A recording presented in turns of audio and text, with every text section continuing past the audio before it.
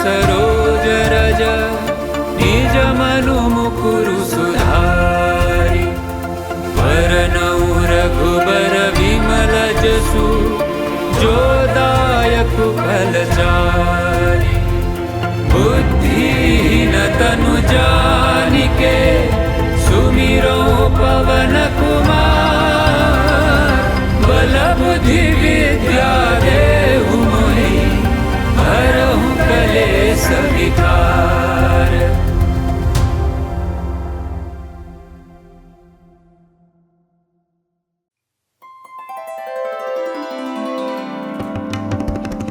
कहलंकेश कवन ते कीसा केहि के बल घाले ही बन खीसा की धौ श्रवण सुने ही नहीं मोही देखऊं अति असंक सठ तोहि मारे निसीचर केहि अपराधा कहु सठ तोहि न प्राण कई बाधा सुनु रावण ब्रह्मांड निकाया पाई जासु बल बिरचति माया जाके बल बिरंचि हरीसा पालत सृजत हरत दस सीसा जा बल शीस धरत सहसानन अंडकोश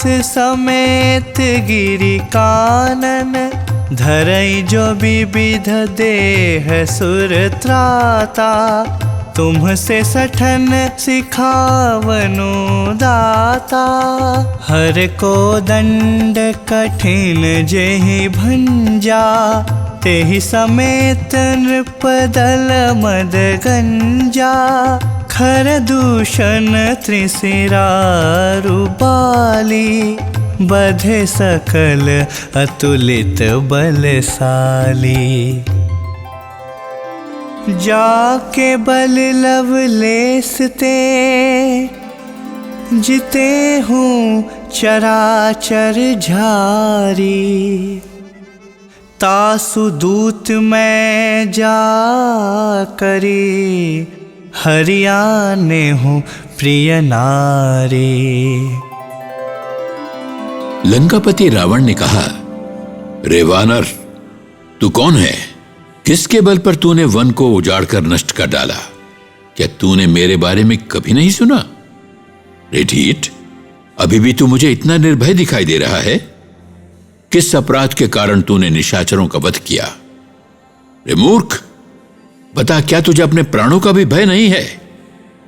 वीर पवन पुत्र ने उत्तर दिया, हे रावण, जिसका बल पाकर माया संपूर्ण ब्रह्मांड समूहों की रचना कर पाती है, जिनके बल से हे दशशीष ब्रह्मा इस सृष्टि का सृजन, विष्णु पालन एवं महेश संहार कर पाते हैं, जिनके बल से सहस्र मुखों वाले शेष जी पर्वत वनादि समस्त ब्रह्मांड को शीश पर धारण किए हुए हैं, जो देवताओं की रक्षा हेतु भिन्न भिन्न रूपों में अवतार लेते हैं और तुम जैसे मूर्खों को सीख देते हैं, जिन्होंने भगवान शिव के दुस्साध्य धनुष को पल भर में ही तोड़ डाला और उसके साथ ही वहां उपस्थित राजाओं के गर्व को भी चूर चूर कर दिया, जिन्होंने खर, दूषण, त्रिशरा और बाली जैसे अतुलनीय बलवानों का वध किया, जिसके लेश मात्र बल के प्रभाव से तुम चराचर जगत को जीत सके। मैं उन्हीं का दूत हूं, जिनकी प्रियतमा पत्नी को तुम चुरा लाए हो। जानू मैं तुम्हारी प्रभुताई, सहस बाहु सन परि लराई, समर बाली सन करी जसु पावा, सुनि कपि बचन बिहसी बिहरावा, खायहु फल प्रभु लागी भूखा, कपि सुभावते तोरे रूखा, सबके देह परम प्रिय स्वामी, मारहि मोहि कुमारग गामी, जिन्ह मोही मारा ते मैं मारे, तेहि पर बांधेऊ तनय तुम्हारे। मोहि न कछु बांधे कहीं लाजा, इन्ह चहऊ निज प्रभु कर काजा। बिनती करऊँ जोरी कर रावण, सुनहु मान तजी मोर सिखावन। देखहु तुम निज कुल ही बिचारी, भ्रम तजी भजहु भगत भयहारी। जाके डरती काल डराई, जो सुर सुर चराचर खाए। तासो बयरु कबहु नहीं कीजे, मोरे कहे जानकी दीजे। प्रणत पाल रघुनायक, करुणा सिंधु खरारी। गए शरण प्रभु राखी है, तव अपराध बिसारी। मैंने तुम्हारा यशगान भी सुन रखा है। तुम्हारी सहस्रार्जुन के साथ हुई लड़ाई एवं बाली से युद्ध करके जो यश तुमने अर्जित किया वो सब मुझे ज्ञात है। हनुमान जी के व्यंग को उसने हंसकर टाल दिया। हनुमान जी ने आगे कहा, हे दानवराज, मुझे भूख लगी थी, इसीलिए मैंने फल खाए, और वृक्षों की टहनियां आदि तो वानर स्वभाव होने के कारण टूटी।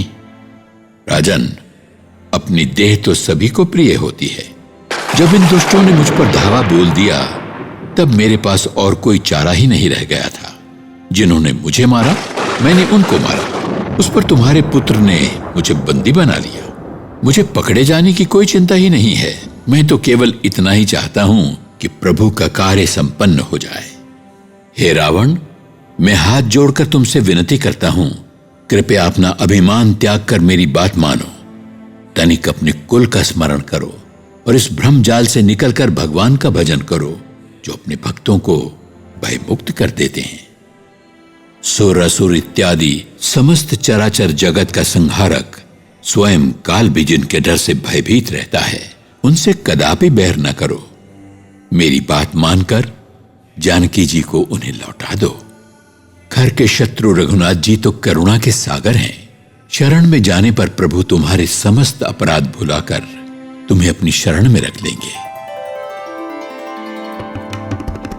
राम चरण पंकज उर धरहूँ, लंका चल राजू तुम करहूँ।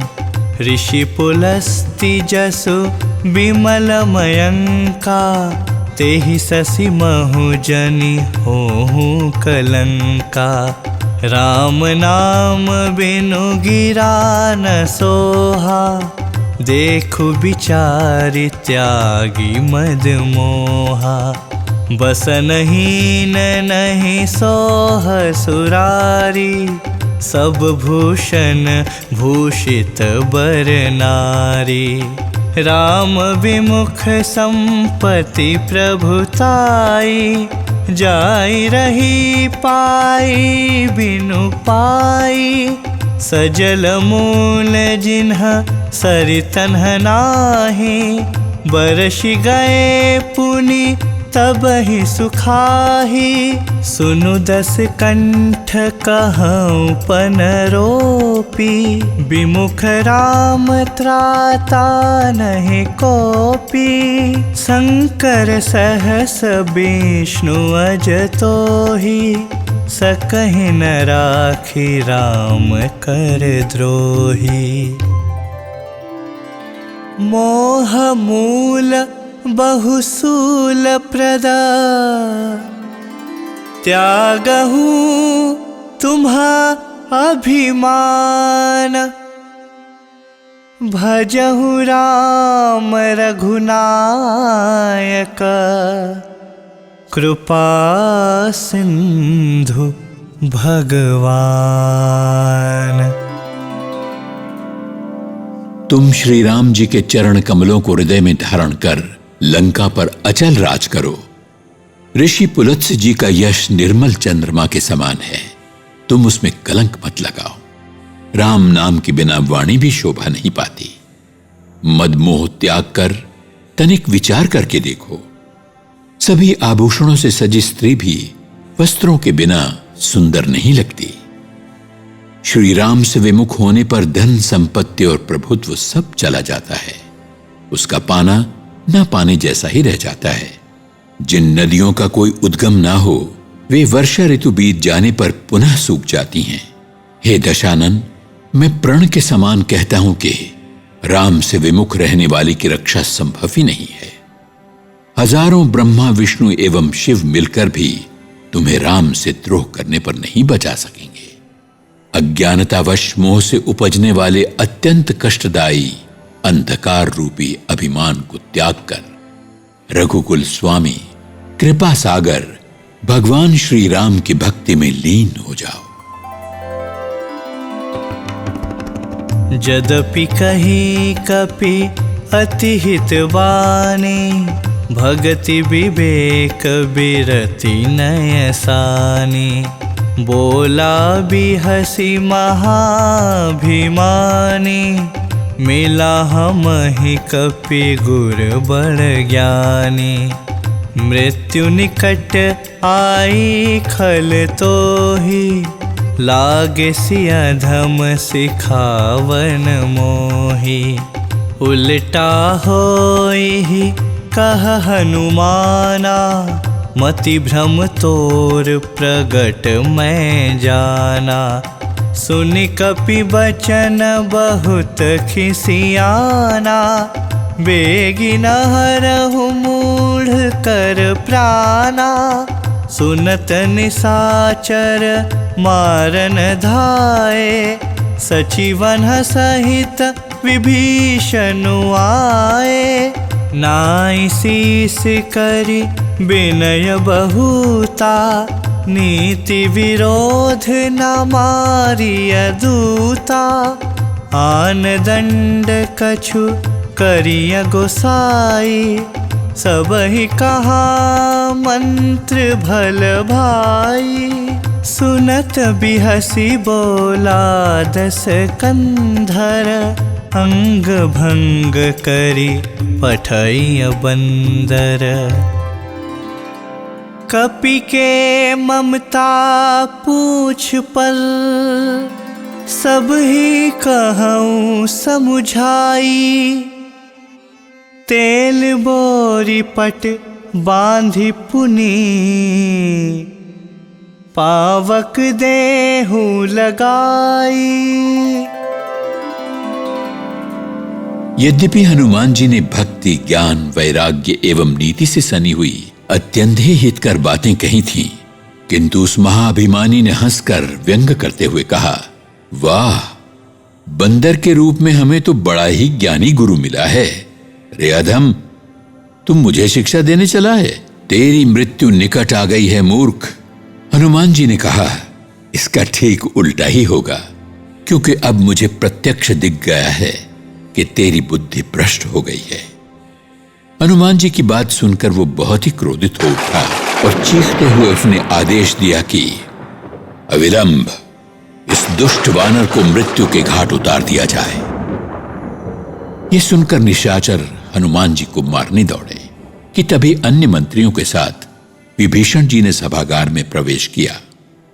उन्होंने रावण के समक्ष अपना शीश झुकाकर अत्यंत विनयातुर होकर कहा कि हे गोसाई, दूत को मत मारना, नीति के विरुद्ध है। कृपया इसे कोई और दंड दीजिए। इसे सुनकर सभी ने कहा, भाई ये सलाह सर्वोत्तम है। यह सुनकर दशानन ने हंसते हुए कहा कि ठीक है, इस बंदर को अपाहिज करके लौटाया जाए। हां, मैं आपको बता दूं कि वानरों को अपनी पूंछ से बड़ा प्रेम होता है, इसीलिए कपड़े को तेल में डुबोकर इसकी पूंछ से बांधकर आग लगा दी जाए। पूछहीन बानर तह जाई, तब सठ निज नाथ ही लई आई। जिनके कीन्ही सी बहुत बड़ाई। देखो मैं तिनके प्रभुताई। बचन सुनत कपि मन मुस्काना। भई सहाय सारद मैं जाना। जातु धान सुनी रावण बचना। लागे रचे मूढ़ सोई रचना। रहान नगर बसन घृत तेला। बाढ़ी पूछ कीन्ह कपि खेला। कौतुक कह आए पुरबासी। मारहि चरण करहि बहुहासी। बाजहि ढोल देहि सब तारी। नगर फेरी पुनि पूछ प्रजारी। पावक जरत देखी हनुमंता। भयउ परम लघु रूप तुरंता। निबु की चढ़ेउ कपि कनक अटारी। भई सभीत निसाचर नारी। हरि प्रेरित तेहि अवसरा। चले मरुत 49। अट्टहास करी गर्जा कपि। बढ़ी लाग आकाश। ये पूंछहीन मूर्ख वानर वापस जाकर अपने स्वामी को अपने साथ लेकर आएगा, जिसकी इसने इतनी बड़ाई की है। मैं तनिक उसकी शक्ति सामर्थ्य तो देखूं। यह सुनकर हनुमान जी मन ही मन मुस्कुराकर सोचने लगे कि श्री शारदा देवी ने ही यह किया है। ये सभी निशाचर मूर्ख रावण के आदेश पर अमल करने की तैयारी करने लगे। कपिराज चतुराई से अपनी पूंछ को इतनी लंबी करते गए कि कपड़े, घी, तेल इत्यादि लंका नगरी में बचे ही नहीं। वहीं कौतूहलवश तमाशा देखने के लिए नगरवासी हनुमान जी को पैरों से ठोकर मारते हुए उनकी हंसी उड़ा रहे थे। ढोल बजाते हुए सभी लोग ताली पीटते हुए हनुमान जी को नगर भर में घुमाकर उन्होंने फिर उनकी पूंछ में आग लगा दी। आग जब जलने लगी तब हनुमान जी ने तुरंत ही बहुत छोटा रूप धारण कर लिया, जिससे वे बंधन मुक्त हो गए और स्वर्ण महलों के अटारियों पर जा चढ़े। उन्हें देखकर राक्षसों की स्त्रियां भयभीत हो गईं। उस समय भगवान श्री की प्रेरणा से समस्त 49 तरह की वायु बहने लगी। अट्टहास करते हुए हनुमान जी ने तीव्र गर्जना की और आकाश को छू जाए इतना बड़ा आकार धारण कर लिया। श्री गुरु चरण सरोज रज निज मनु मुकुरु सुधारि। वरनउ रघुबर विमल जसु जो दायक फलचारि। बुद्धिहीन तनु जानिके